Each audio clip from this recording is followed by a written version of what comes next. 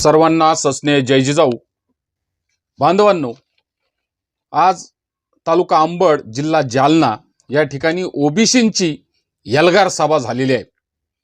कशाचा एल्गार झालाय तर आरक्षण बचाव समिती त्या ठिकाणी निर्माण झाली. त्या आरक्षण बचाव समितीमध्ये अनेक सन्माननीय महोदयांनी वेगवेगळी वक्तव्य केलेली आहेत. या वक्तव्याच्या अनुषंगानं आज आपण त्याचा पलटवार या ठिकाणी या व्हिडिओच्या माध्यमातून करणार आहोत. सर्व सन्माननीय नेते आपापल्या परीने मराठ्यांच्या विरोधात कशा पद्धतीने आगपाखड करत होते, त्यांच्या पोटातली जळमळ कशी बाहेर पडत होती, त्यांच्या पोटामध्ये साचलेला मराठ्यांबद्दलचा द्वेष आज कशा पद्धतीने बाहेर पडत होता, त्याविषयी खऱ्या अर्थानं आज विश्लेषणानं एक एक टप्प्याटप्प्यानं त्याचा उलगडा आपण या माध्यमातून करणार आहोत. बांधवांनो, मी अविनाश मोहिते आणि आपण पाहताय Avinash Mohite official YouTube channel. या चॅनलवरती जर आपण पहिल्यांदाच आलेला असाल तर या चॅनलला आपण लाईक करावं, शेअर करावं, सबस्क्राईब करावं अशी विनंती आपणा सर्वांना या व्हिडिओच्या माध्यमातून करत आहे.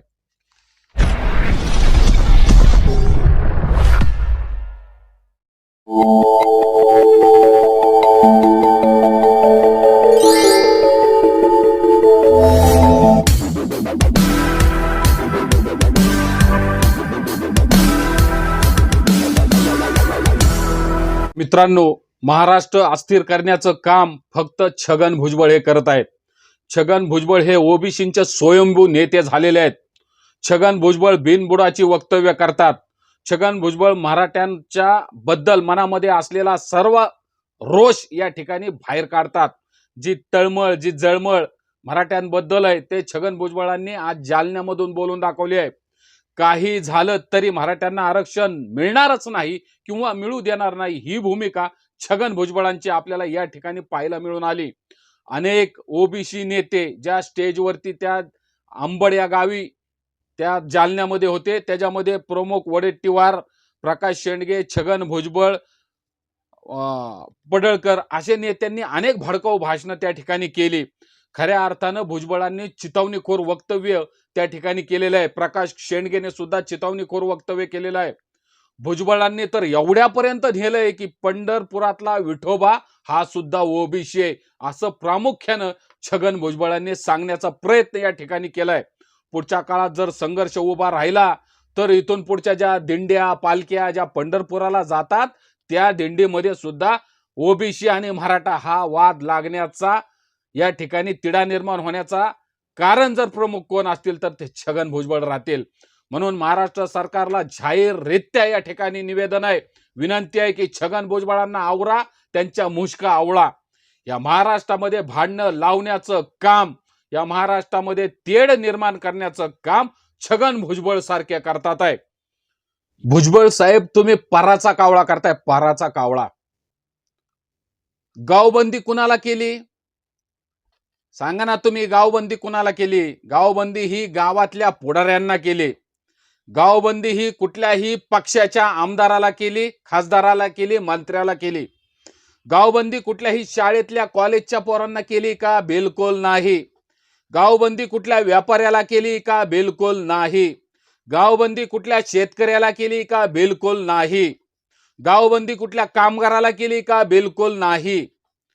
गावबंदी ही फक्त राजकीय लोकांना केलेली आहे. कारण ते मराठा आरक्षणाचा तिढा सोडत नाहीत, मराठा आरक्षणावर आपली बाजू मांडत नाहीत. मग ते कुठल्याही जाती धर्मातले आमदार, खासदार, मंत्री असो, त्यांना प्रश्न विचारतीये जनता. तुमच्या का पोटात दुखतंय? तुम्ही कोण सांगणार आहे गावबंदी करू नका म्हणून? 7-12 काय मराठ्यांच्या नावावर लिहून ठेवलाय का महाराष्ट्रातला म्हणून? तुम्ही कोण सांगणार? मग ओबीसींचा 7-12 फक्त छगन भुजबळांच्या नावावर लिहिलाय का? वडेट्टीवारांच्या नावावर लिहिलाय का? त्या प्रकाश शेंडगेच्या नावावर लिहिलाय? ते पण एकदा छगन भुजबळ तुम्ही सांगा. मराठा समाजाला ओबीसी मध्ये येणार असेल तर तो गायकवाड कोण माने म्हणतो डुकर खायला पाहिजे. भटक्या विमुक्ती मधला भटक्या विमुक्तांचा नेता जो कोण गायकवाड आहे तो म्हणतो की मग मराठ्यांनी डुकर खाल्ली पाहिजे त्या ओबीसी मध्ये येण्यासाठी. मग याच्यामध्ये 375 जाती जर पहिल्यापासून आहेत तर ते काय डुक्कर खाऊन आलेत का हे पण जनतेला सांगा एकदा. भुजबळांनी डुक्कर खाल्लंय का? शेंडग्यांनी डुक्कर खाल्लंय का? वडेट्टीवारांनी डुक्कर खाल्लंय का? मुंड्यांनी डुक्कर खाल्लंय का? ते पहिल्यांदा या ठिकाणी सांगा की ते डुक्कर खाऊन आलेत, मग आमच्याशी बोला. मग डुक्कर खायची का काय ते आम्ही ठरवू. बोलाचा भातन बोलाची कडी करू नका. तोंड सांभाळून बोला. मुद्द्याचं बोलायचं, गुद्द्याचं बोलायचं नाही. मग गुद्द्यावर जर आला तर मग काय सुट्टी नाही, लक्षात ठेवा. जे म्हणतात ना, ओबीसी हित की बात करेगा वही देश पे राज करेगा. ओबीसी हित की बात करेगा देश पे राज करेगा. वाघाच्या जबड्यात घालून हात मोजितो दात. ही जात मराठ्याची, हे लक्षात ठेवा. इतिहास आहे मराठ्यांचा. क्षत्रिय मराठा भीक मागत नाही, हक्काचं मागतो. आणि तुम्ही आम्हाला सांगणार, तुम्ही सर्वजण मिळून 375 जाती मिळून कुणाला नडताय? एकट्या जरंग्याला. फक्त एक मराठा आहे तिकडे, एक मराठा समाजाने इकडे 375 जाती. लक्षात ठेवा. पुरवून उरो सगळ्यांना. एक मराठा लाख मराठा उगाच म्हणत नाही. ही जात मराठ्याची, आणि जातीसाठी माती खायचं आम्हाला कळतं. बाकीच्यांनी बोलू नका, जातीवर बोलल्यावर आणू नका.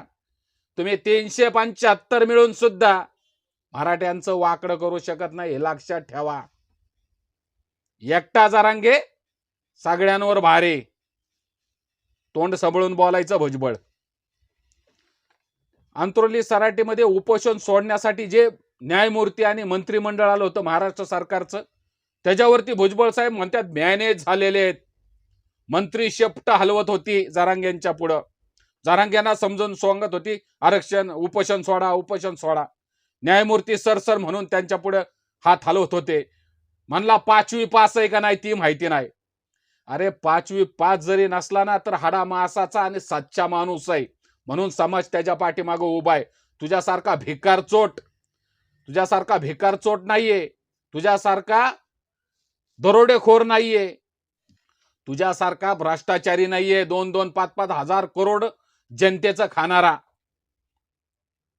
सच्चा माणूस आहे. मिळेल ते खातो आणि नाही मिळालं तर उपाशी राहतो. 3-3, 4-4 महिने झाले अजून घरी गेलेला नाही. दिवाळी सणसूद बघितलेला नाही. हरामखोरा, तू सोन्याच्या संडासवरती बसून हाकतो. छगन भुजबळ, तू सोन्याच्या संडासवरती बसून हाकतो. लक्षात ठेव. जास्त बोलू नको. आणि काय म्हणतो, माझ्या शेपटीवर पाय ठेवला तर याद राखा. तुझी शेपटीवर पाय नाही, तुझी शेपटी तोडून टाकू. लक्षात ठेव. किती तुझी शेपटी वळवळ करते ना ते बघू. जनगणना झाली पाहिजे हे महाराष्ट्र सरकार अनेक वेळा, संभाजी ब्रिगेड, मराठा सेवा संघ कित्येक वेळा ओरडून म्हणतंय. एकदा जनगणना करा, जातीनिहाय जनगणना होऊ द्या. मग कळेल कुणाला कोण किती टक्क्यात आहे.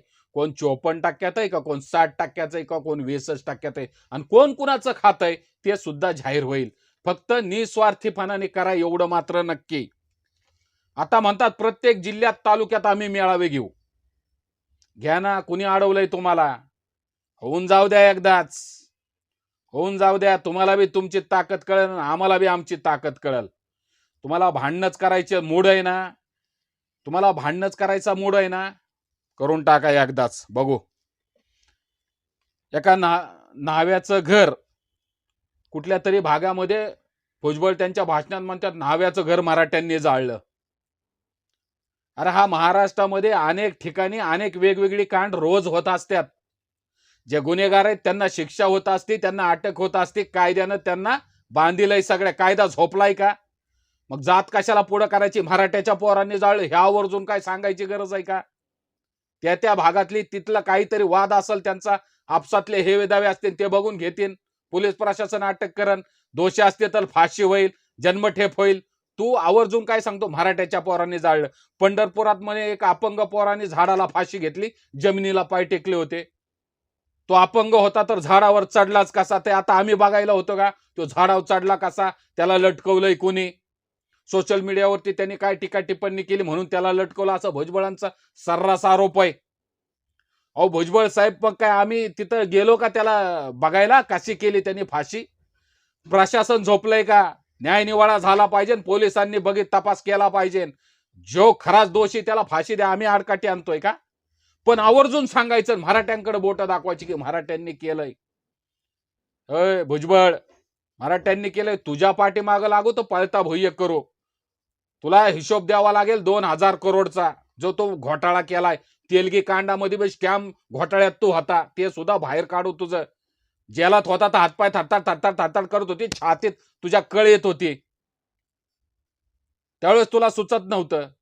त्यावेळेस वाचवा वाचवा वाचवा वाचवा हॉस्पिटलला ऍडमिट होत होता सारखा सारखा. आज लागला काय टना टना टना उड्या मारायला. शेर कितना भी बुडा हो जाए शिकार करना नहीं छोड़ता, असे म्हणते कोणते पडळकर. शेर कितना भी बुडा हो जाए. अरे माकड किती बी म्हातारा झालं तर गुलाटी मारणं नाही छोडता, हे त्याचं ते माकड आहे, लक्षात ठेवू. कुणाला वाघाची उपमा देतोय? भुजबळ म्हणतात, मग काय भुजबळांना टार्गेट केलं तर एक भुजबळ पडला म्हणून काय झालं? 123 आमदार मराठ्यांचे आहेत, मग पाडा की आम्ही तुम्हाला रोखलंय का? जे आमच्या बाजूने आवाज उठवत नाही, जे मराठा असून त्यांना मराठा म्हणायची लाज वाटते, त्यांच्यासाठी आम्ही कशाला भांडू? जरूर पाडावं. ओबीसींनी पहिल्यांदा आम्ही तर म्हणतो त्यांना पाडावं, त्यांना घरचा रस्ता दाखवा. आणि मग तुम्ही काय करा, तुमचा ओबीसीचा एक गट तयार करा, तुमचं एक वेगळा पक्ष काढा, तुमचे आमदार खासदार नेते उभे करा. अडवलंय कोणी? ही फक्त मराठ्यांच्या मुलांची लढाई, जो गरजवंत आहे त्याची लढाई, जो खचलेला आहे, खपलेला आहे, खितपत पडलेला आहे, जो वंचित आहे त्याची लढाई. हा मुद्दा पहिल्यांदा समजून घ्या, नंतर लढायचं का पाडायचं ते तुमचं तुम्ही ठरवा. ओबीसींनी हे शक्ती प्रदर्शन का केलं एवढं समजण्या एवढे आम्ही दूधखुळे नाही. ओबीसींनी जे तिथं शक्ती प्रदर्शन केलंय, त्यांना जे भडकावून ज्या नेत्यांनी आणलंय, 18 पगड जात 12 बलुतेदार जे सगळे गोळा झालेले तिथं नाना प्रकारचे लोक, ते कुणामुळे कशासाठी आलेत हे आम्ही समजतो, जाणतो. समजलं का? कुणाच्या हातातली कटपुतली बनू नका. प्रकाश शेंडगे म्हणतात भुजबळांकडे जा, आरक्षणाचा फार्मुला मराठ्यांसाठी भुजबळांकडे आहे. आता भुजबळ आम्हाला आरक्षण देणार. भुजबळांच्या मनामध्ये मराठ्यांविषयी किती खदखद आहे ते आम्हाला माहिती नाही का? मराठ्यांच्या आरक्षणाला पहिल्यापासून भुजबळांनी विरोध केलाय. भुजबळ येवल्यातूनच नाही, अख्ख्या महाराष्ट्रातून कुठूनच निवडून येणार नाही, हे पण आज या ठिकाणी सांगू, पहिल्यांदा या ठिकाणी जाहीर करतो. बघू भुजबळ निवडून कसे येतात ते आम्ही बघू मराठे. बाकीच्यांनी बोलायची गरज नाही. तुम्हाला कुणाला पाडायचं ती पाडा, आम्ही भुजबळांना पाडू, एवढं मात्र नक्की. म्हणून समाजामध्ये तेढ निर्माण करण्याचं काम खऱ्या अर्थानं छगन भुजबळ करत आहे. मनोज जरांगे पाटील प्रत्येक भाषणामधून शांततेचा अवलंब करा म्हणून आव्हान करतात. प्रत्येक भाषणामधून प्रत्येक ठिकाणी गावागाव जिथं जिथं मोर्चा आणि सभा होतात त्या ठिकाणी सांगतात शांतताप्रिय उपोषण करा, शांतताप्रिय मोर्चे काढा. छगन भुजबळ म्हणतोय जीवात जीव असेपर्यंत लढा देणार. जशाच तसं उत्तर दिलं पाहिजे. त्यांनी जर तुमचे बॅनर फाडले तर तुमचे हात काय कशात गेलेत, काय बोलायचं छगन भुजबळांना? हात कशात गेलेत म्हणजे याचा अर्थ काय होतोय? छगन भुजबळ चितवणीखोर वक्तव्य करतात.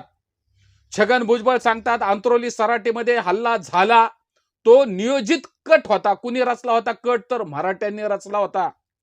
70 पोलिसांची डोकी फुटली. छगन भुजबळांना 70 पोलिसांची डोकी फुटलेली दिसतात, पण त्या ठिकाणी हजारो लोक रक्ताबंबाळ झाली. हजारो जणांचे हातपाय मोडले, हजारो जणांच्या अंगामध्ये छेरे घुसले, ते अजून नीट झालेले नाहीत. ते छगन भुजबळांना दिसले नाही. त्याच्यावर काय तुमचं तोंड मुख गिळून गप्प बसलं होतं का? त्याच्यावर तुम्ही एकही शब्द काढलेला नाही. छगन भुजबळ, बोलाचा भात आणि बोलाची कडी करू नका. अंतरवली सराटीमध्ये जाऊन मनोज जरांगे पाटील घरात लपून बसले असं वक्तव्य केलंय छगन भुजबळांनी. 5वी पास आहे, बिनडोक माणूस आहे, त्याला काहीच कळत नाही असं वक्तव्य केलंय छगन भुजबळांनी. मराठा समाजामध्ये तरुणांच्या मनात एकदम रोष आहे, एक तीव्र भावना तरुणांच्या मनामध्ये निर्माण झालेली आहे. मराठा समाजामध्ये चीड निर्माण झालेली आहे. छगन भुजबळ समजून घ्या, तुमच्या असल्या भडकाऊ वक्तव्यामुळेच महाराष्ट्रातला मराठा तरुण उद्रेक निर्माण झाल्याशिवाय राहणार नाही, मनामध्ये संताप निर्माण झाल्याशिवाय राहणार नाही. हे छगन भुजबळांनी या ठिकाणी समजून घेतलं पाहिजे. आम्ही तुम्हाला भीक मागतोय का आम्हाला द्या म्हणून, हे भांडण सरकारचे आणि हे गरजवंत मराठ्यांचा लढा आहे. जाऊन आरक्षण मिळो नाहीतर नाही मिळो, पण लढा मात्र सुरूच राहणार रक्ताच्या शेवटच्या थेंबापर्यंत. धन्यवाद. जय जिजाऊ, जय शिवराय.